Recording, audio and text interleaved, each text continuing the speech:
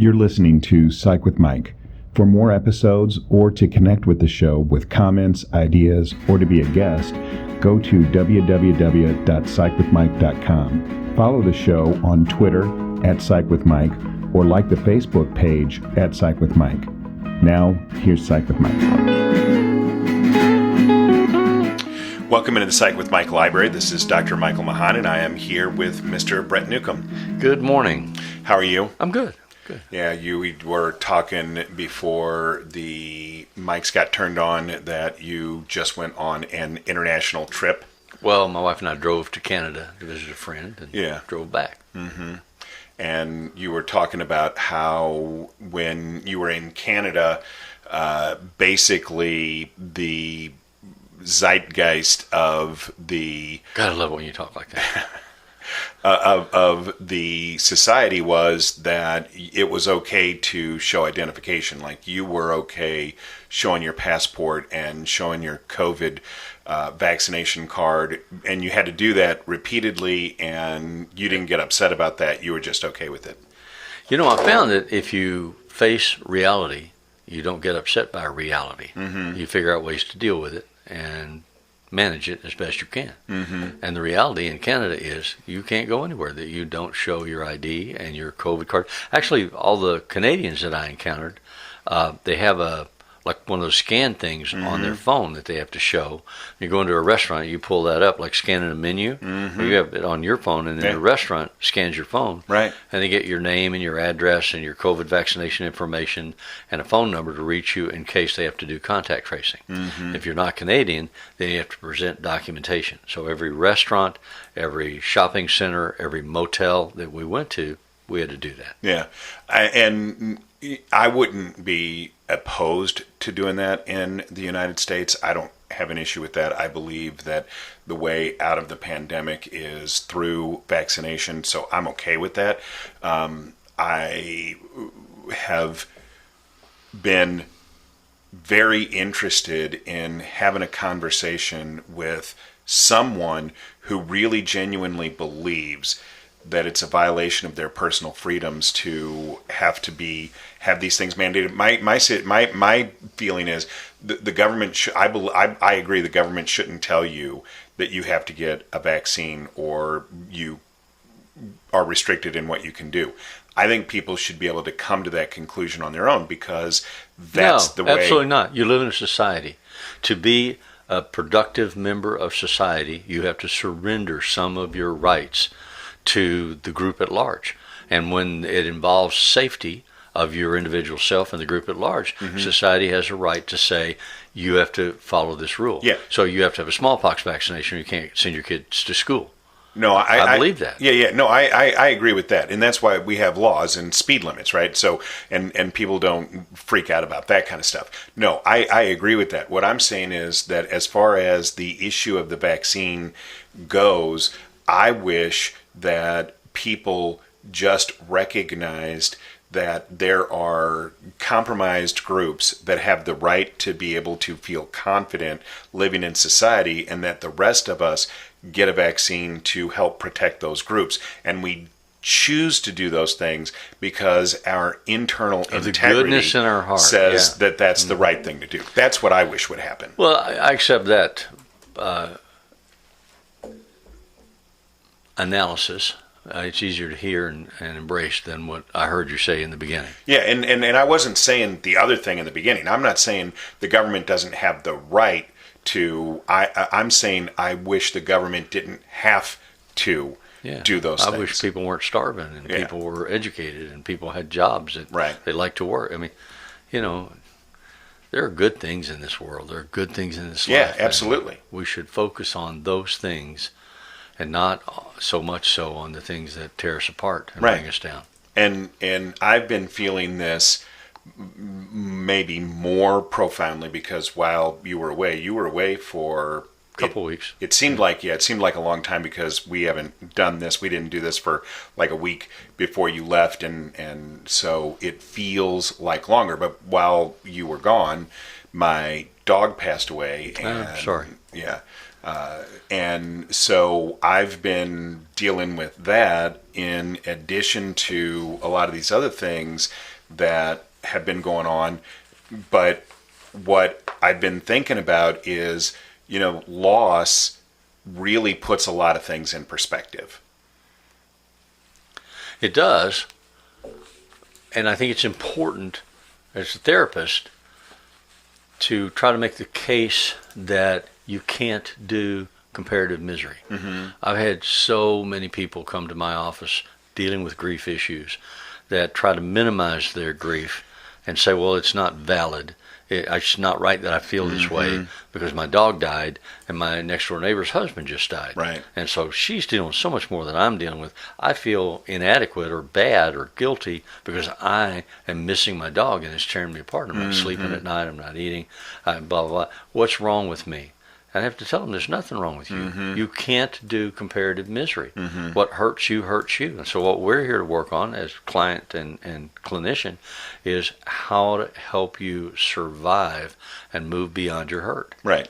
So whatever the cause of the hurt is. And I think that that's a great point and a good place to jump off for this conversation because I've had the opportunity to have lots of discussions with parents who want to talk about, my child is in high school and broke up with this person or this person broke up with them and now they're devastated and or in junior high. Why can't they just get over it? Right. And, they're going to have a million relationships in their life. And I'm trying to say to them, but this is the biggest thing in their life right now. And it's just as big to them as if your marriage ended. And so you can't exactly do that comparative grief thing. Yeah. Well, I agree. So we imbue within our animals, obviously, a lot of the same characteristics that we would have with a significant other or a child. We look at them anthropomorphically. Yeah. And if you ever get on TikTok, and so anthropomorphically, what does that mean? Well, it means we attribute human characters to them. Right. And characteristics. So if you have ever seen the TikTok video where... My dog's mad at me. My dog's jealous. Yeah. I pat my wife's knee and my dog growls at me because he claims ownership. Mm-hmm. Yeah. And so there's this series of TikTok videos where people say, most people's dogs and the dog's running around and yipping and stuff like that, and they're correcting the animal and all these things. And then they say, but my dog and their dog is like sitting in a throne with, a cloak and, a crown and everything. And so, yes, we clearly imbue within our animals a sense of even royalty or goodness that maybe we don't feel. I think that we project onto our animals an idealized sense of... I wonder how pervasive that is, because I have a number of friends that spent their formative years as farmers, lived on farms, and they universally, the friends that I have who were farmers in their early life, no matter what they went on to be later, universally have the position that animals should be outside. Yeah. And if you have an animal, it should be for a work purpose. Right. And you don't bring them in the house and you don't make them part of the family. And they don't like it when the dog comes up and sniffs their leg or butts them and says, the cat says, here, pet me. You just feel them go like all distressed. So not everybody does that. Well, right. And the people that are pet people, my wife's dog, who is a Irish setter, we actually went to, his name is Indiana, because we went to Indiana to get him. You didn't name him Mike Pence? From an Amish community. No. Oh. We named him Indiana. The dog's name was Indiana. And I quoted that all the way up there, and my wife's like, where's that from? I'm like, have you never seen... She just didn't recognize your imitation. Indiana Jones. Yeah. And they were like that. The Amish are very much like that. And so the people that we got this dog from, they were like that. All the dogs were outside, and this was January, and their dogs were outside in a kennel they had brought the dog that we were going to pick up into the house, and they actually were having a conversation with their 7-year-old while we were there. Now, you understand this dog's only in the house because these people are picking him up, and the dogs aren't going to come in the house all the time, because he was happy that the dog was in the house. Yeah. So, no, you're right. But for those of us that live with animals, we invest in them this idealized concept of goodness, which is fine. Because they provide us with a tremendous amount of empathic interaction. So along the same line of consideration, your dog died. I don't know anything about the circumstances, and I don't mean to be indelicate, but I have a concern about people who own a pet who refuse to accept that it's time to put a pet down. Oh, yeah, absolutely. Because the pet is suffering. They love the pet too much. There's got to be more. Like you don't have any assets or resources, but you're going to spend $5,000 on cancer surgery for your dog, and you go borrow the money and you do that. I've never felt that way about an animal. To me, you love your animal, you take care of your animal, you're respectful of the animal, but when it's time, you put the animal down. And I think that that is a healthy. Your position is a healthy position. I've always said to people, I think it's a responsible position. Right. I mean, the animal counts on you to take care of them. Well, and because we don't domesticate any animals that have a lifespan as long as human beings.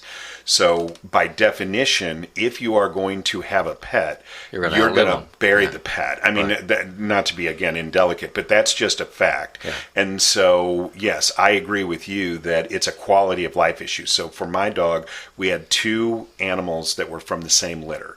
They were little Shelties, and 3 years ago, my dog, Gabriel, his brother, Dakota, started to show signs of a neurological disorder in his hindquarters. He was unable to walk and eventually started to lose control of his bowels. And we decided at that point it was time to let him go because his quality of life was not good. And it was damaging your quality of life. Yeah. If he loses control of his bowels and all over your house, you're having to deal with that. And he was really freaked out about it. Yeah. So he was really anxious and upset because he knew that that wasn't what we wanted from him. And if you anthropomorphically look at that, you would say, oh, he was embarrassed. Well, he was chagrined. Whether he was embarrassed or not, he was very anxious because he knew that wasn't what we expected. Exactly. And so it was putting him under greater duress to keep him around because he couldn't live, even if we had been willing to live with the inconvenience for us. He was suffering, right, because he knew he wasn't. I know people that go to the drugstore and buy pee pads and put them all over their house so that the cat or dog who has experienced that loss of control doesn't mess the house up. Yeah. But then they're walking around picking that stuff up in the home. Right. And it's there. To me, that's not acceptable. Well, and if I guess it's acceptable to them, and I'm not going to tell their anybody. choice. They live there. But if they're conveying to the animal that this is okay, so that the animal is comfortable with it, I guess I don't have an issue with it. But if the animal instinctively knows this is not how I'm supposed to behave, I think you are putting the animal under extreme duress by requiring them to live in a situation that they feel is not good for them, right? And so with Dakota, that was really or you're doing it for your own convenience. You are doing it for your own. I know someone that had aged Yeah. and was not in good health, who in the wintertime didn't feel like they could take their dog outside for a walk or to do its business. So they got these pads and put it in the house as a convenience for themselves. And they had some care coming in that would then pick that stuff up and clean it up. So they made those choices for their own comfort and convenience. And I think that a lot of times that is the foundation upon which those decisions are made. So with my I would say dog, that's the foundation upon which many, if not most, human decisions are made. Absolutely. I mean, it's hard to, we're all egocentric. It's hard to separate that out. Yeah. But so with my dog, Gabriel, he started to show these same signs, and we really worked hard to try and find a solution. There isn't a solution.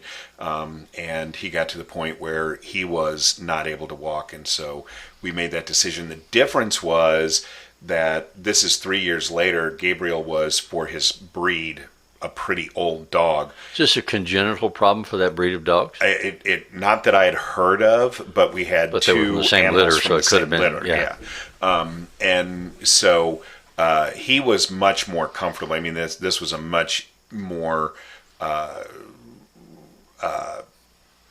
comfortable, much more I don't want to say pleasant, but less stressful Less transition. traumatic. Yeah, because he was really clearly ready For the dog and for you. to be released. Yeah, But not necessarily less grief producing for you. No, I have been the last 2 weeks just a blubbering idiot, and it'll hit me out of nowhere. Like I'll just be doing laundry or something, and I'll see his home or see one of his toys, and I'll just lose it, start crying like a little baby. But that's good. I mean, people who experience grief, one of the things that I have seen is that they feel as though if you tend to your own needs, that is selfish and egocentric, and it's not. No, it's not at all. I mean, it's what you need to be doing. Right. So when you dealt with grief in therapy, what was your primary message to people? That there is no standard normal way of grieving, that you shouldn't let other people define it. I had a number of clients that had someone significant in their life die, who would come in, they would be dealing with the grief reactions to the death, and they would say, it's been this amount of time and everybody tells me I should be over it by now. Or they would take comfort. I remember one young lady whose husband dropped dead suddenly, and she wore for the next month, every night to bed, the shirt that he had on when he died. It smelled like him. It felt connected to him.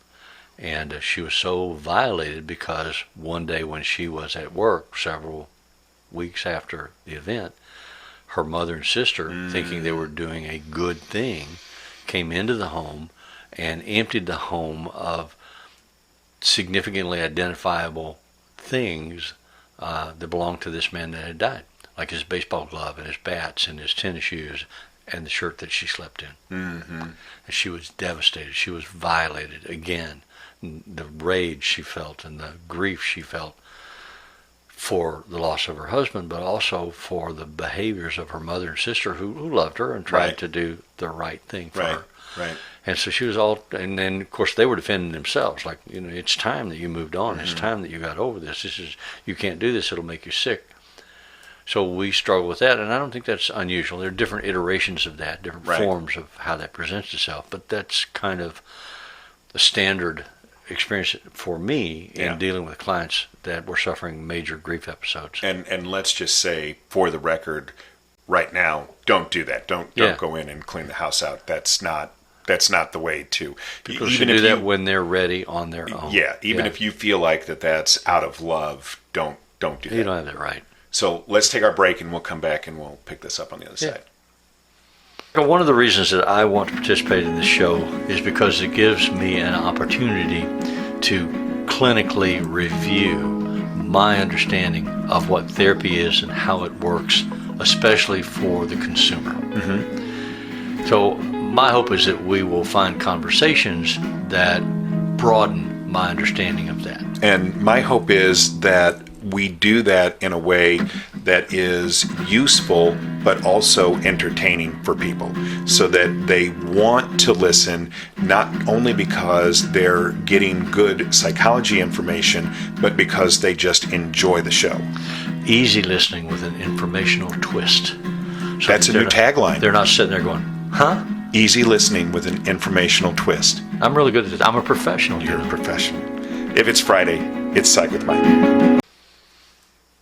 Okay, we're back. And so, you were telling this story about this family that went into this individual's home and cleared it out after the death of her significant other, thinking that that was the right thing to do, and they were thinking about that from their perspective. So seeing this person in the despair that grief can produce was difficult for them. Yeah. They were ready to move on. They needed her to move on so that it wasn't a constant reminder to them. They couldn't themselves handle being in the presence of those raw Right. emotions. Yeah. But that's what I mean. But it was a convenience for them. Yeah.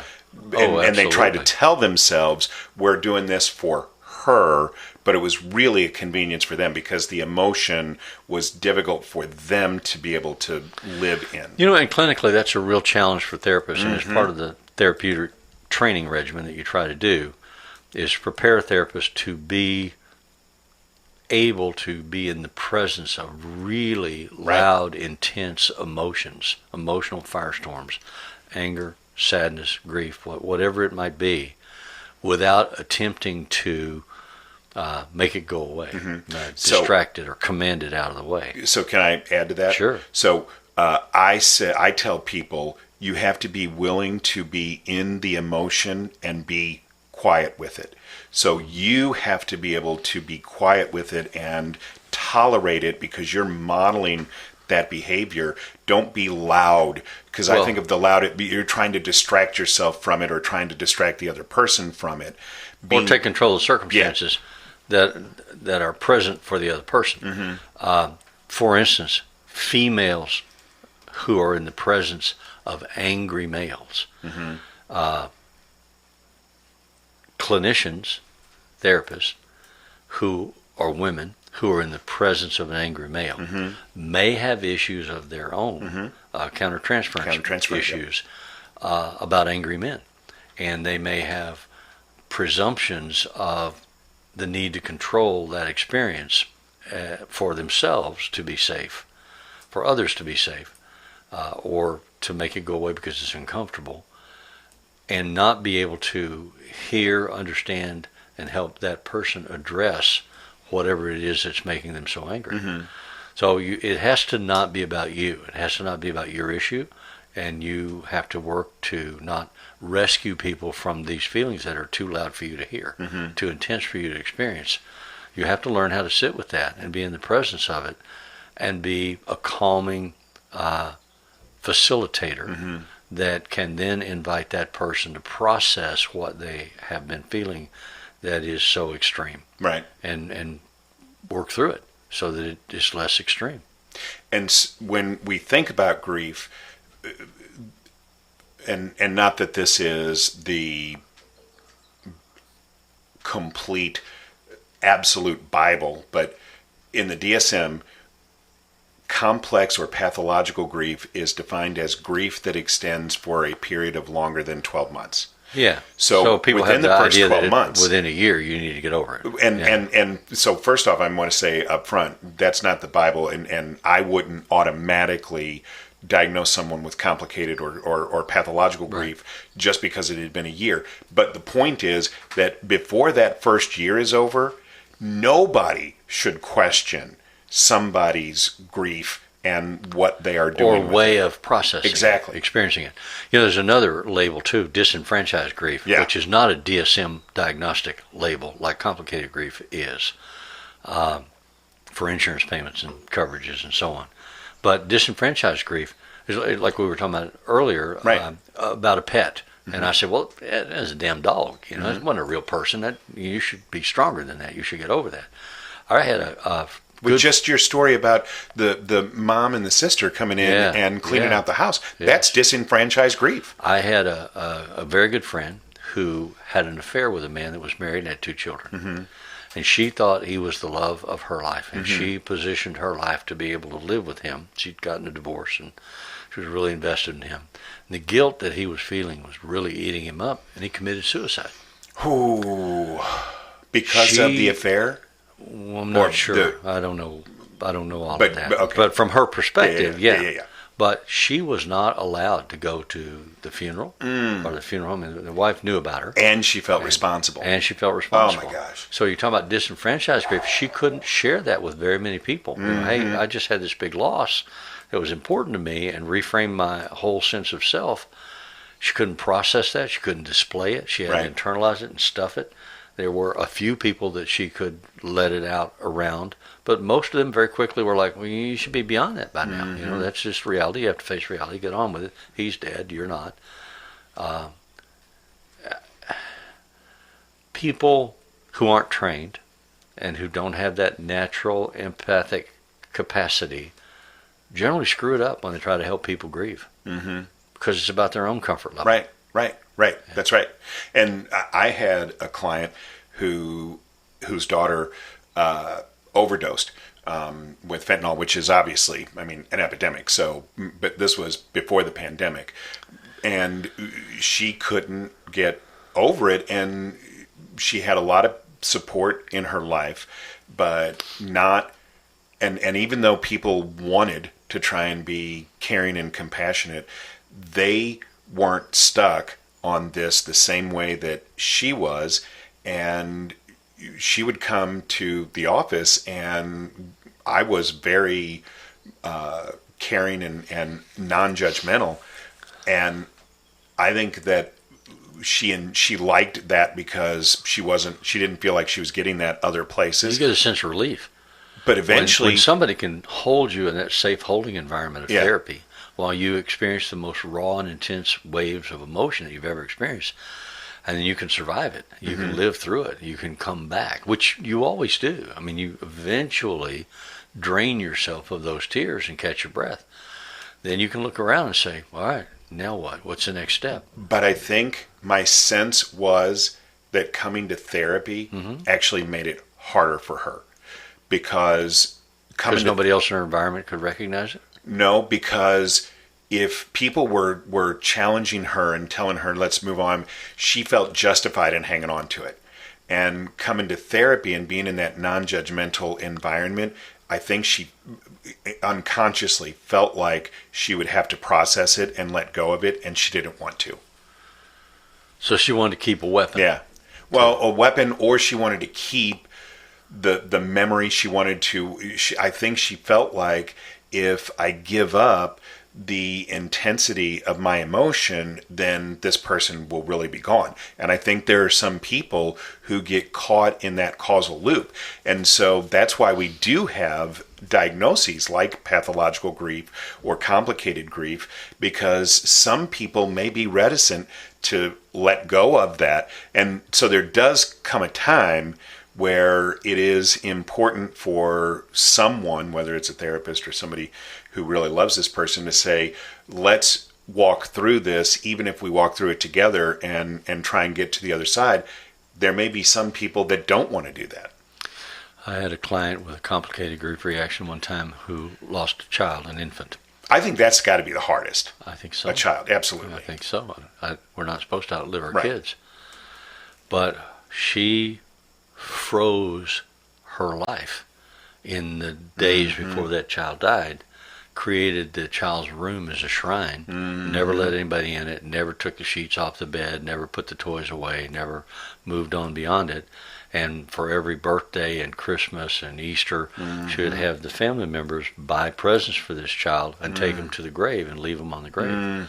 And for the first year or two they did, but then they began to balk and say, this is not healthy, I'm not willing to. And then she got rageful with them and just was collapsing in her grief and her inability to move on. So that's what happens with it often with a complicated grief reaction. And it was very, very much of a challenge therapeutically to get her to move beyond that point. What did you do? Sat with her, listened to her. Just for as long as... Talked to her as long as she needed to say it, until she could catch her own breath and decide, maybe I can paint the room. Maybe I can get a different bed. Maybe I can... she eventually moved beyond it. She had gotten a divorce because the husband couldn't stay in that place.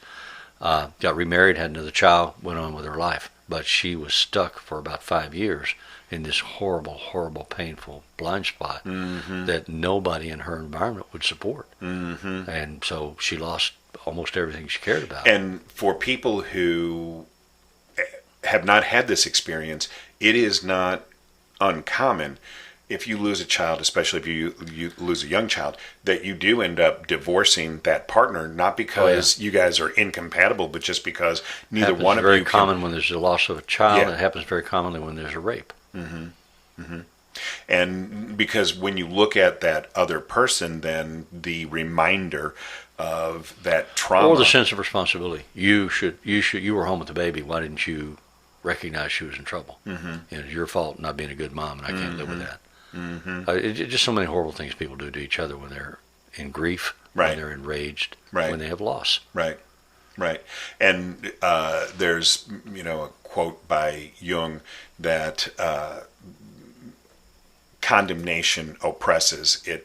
There is no positive thing that a human being gets out of condemnation. There's no, we don't. The recipient of the condemnation. Well, I mean, but whether it's you giving it to yourself or someone giving it to you, like if a coach thinks, oh, well, I'm going to really break these guys down. Yeah. You might think that that's a good idea. That's not good psychology. You're not a psychologist. You don't know what you're talking about. That's just, and if I'm talking to a coach and you're mad at me, then that's okay, because that's not good psychology. Condemnation oppresses. It does not liberate, ever, period. So there is no benefit for anybody, like, oh, I was there, or you were there. Why didn't you know the child was in distress? There is no benefit for that. It's not going to resurrect the child, and it is not going to benefit either the person who is grieving or anyone else. It might benefit the person who is doing the castigation. I might feel better by saying, you're the one that screwed up, I didn't. And then the question comes into play, how can I stay with you? Because I know you screwed up, you'll probably screw up again.